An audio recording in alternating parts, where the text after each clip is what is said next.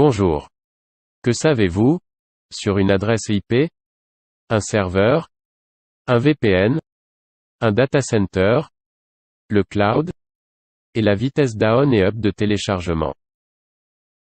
Aujourd'hui tout est devenu numérique, tout le monde devient connecté.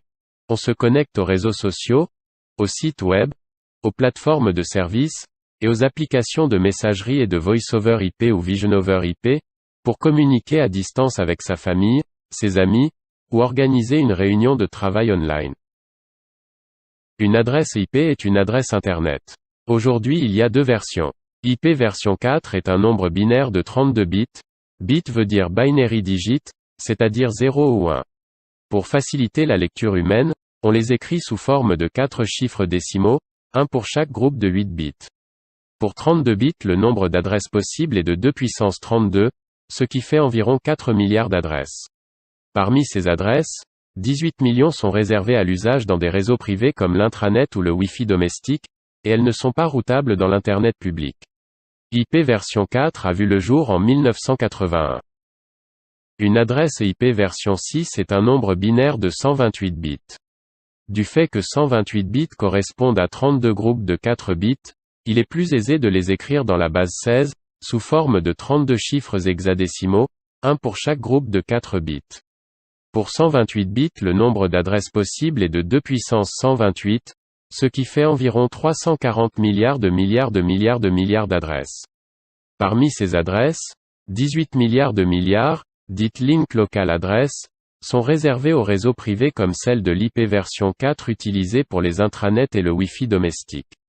IP version 6 a vu le jour en 1998 dans le but de remplacer IP version 4, mais il n'est pas encore généralisé.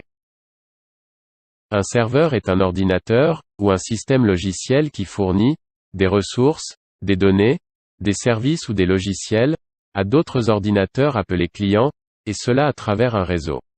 Il y a différents types de serveurs. Il y a des serveurs web, ou HTTP, servant à héberger des sites web, des serveurs d'applications, servant à héberger des applications exécutables à distance, depuis un poste client. Des database serveurs, spécialisés dans la fourniture d'applications logicielles de gestion de bases de données, à d'autres logiciels, ordinateurs ou autres serveurs, etc. Un serveur a besoin d'une grande capacité mémoire, RAM et hard disk, et d'une grande rapidité d'exécution, puisqu'il doit traiter les demandes de plusieurs utilisateurs à la fois. Le protocole de communication à travers Internet, entre un client et un serveur, ou un autre client, se fait par des petits paquets d'informations ou de demandes d'informations, qui peuvent suivre des chemins différents dans le réseau, grâce au routeur. Une fois arrivés à destination, grâce aux adresses IP des points de départ et d'arrivée, et un numéro d'ordre, les paquets sont réordonnés pour former le message complet. Un VPN, ou Virtual Private Network, utilise un solide cryptage pour créer un tunnel sécurisé à l'intérieur d'Internet, tunnel entre l'emplacement de l'ordinateur utilisé et le site web ou le serveur auquel on accède. Avec un VPN, l'identité et l'activité en ligne de l'utilisateur restent confidentielles. Comment ça marche? Un VPN utilise deux niveaux de protection. Il crypte la communication et change l'adresse IP qui identifie l'appareil connecté et son emplacement dans le monde. Ce qui déroute la connexion via un serveur VPN. On peut imaginer le VPN comme un solide coffre-fort dans lequel l'activité de l'utilisateur d'Internet est transportée via un serveur intermédiaire se trouvant en Allemagne, au Canada, au Royaume-Uni, au Japon, ou virtuellement en n'importe quel pays où le service VPN a un serveur. À partir de là, une autre adresse IP est utilisée pour continuer la connexion vers le site web. L'utilisation d'un bon VPN protège contre la surveillance en ligne, les interférences, l'espionnage, le piratage, la censure, et les activités de toute monitoring autorité. Un data center est un grand nombre de serveurs informatiques connectés en réseau, dans un groupe de bâtiments, dans un bâtiment ou dans un espace dédié au sein d'un bâtiment. Il est utilisé pour héberger des services Internet, sites web, services informatiques, applications, stockage de données à distance, moteurs de recherche, etc. Et cela pour les entreprises privées, les agences gouvernementales, les fournisseurs de réseaux sociaux tels que Facebook, les services d'information tels que Google, et pour le cloud public. Aujourd'hui, un centre de données abrite entre 20 000 et 80 000 serveurs. Le facteur limitant le nombre des serveurs par centre est soit la puissance de l'alimentation électrique, soit le refroidissement des appareils. En 2021, il y a plus de 7 millions de data centers dans le monde, répartis sur plusieurs zones. Le cloud est composé de serveurs dans tous les data centers du monde. On estime qu'il y a plus de 400 millions de serveurs dans le monde, en 2021. Parmi la totalité du cloud, nous avons des clouds, dits publics, qui mettent les ressources et services informatiques à la disposition de tout acheteur. Cette disponibilité à la demande des ressources et services informatiques, notamment les applications dédiées, et le stockage de données à distance, sans gestion active directe par l'utilisateur, est appelé cloud computing.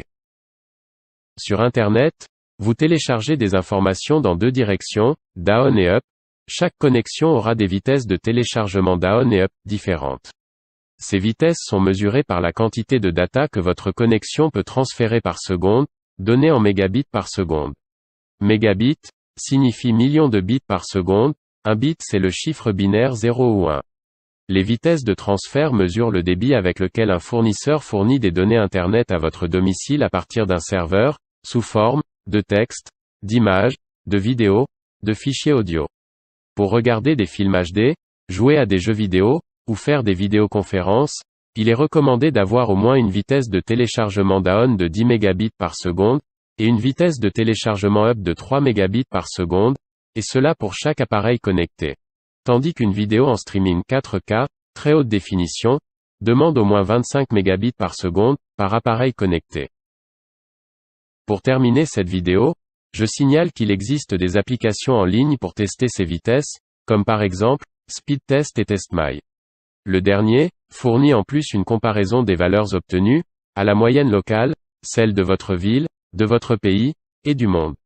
Si vous testez votre connexion, vous remarquerez des valeurs variables de vitesse, selon le moment de votre test.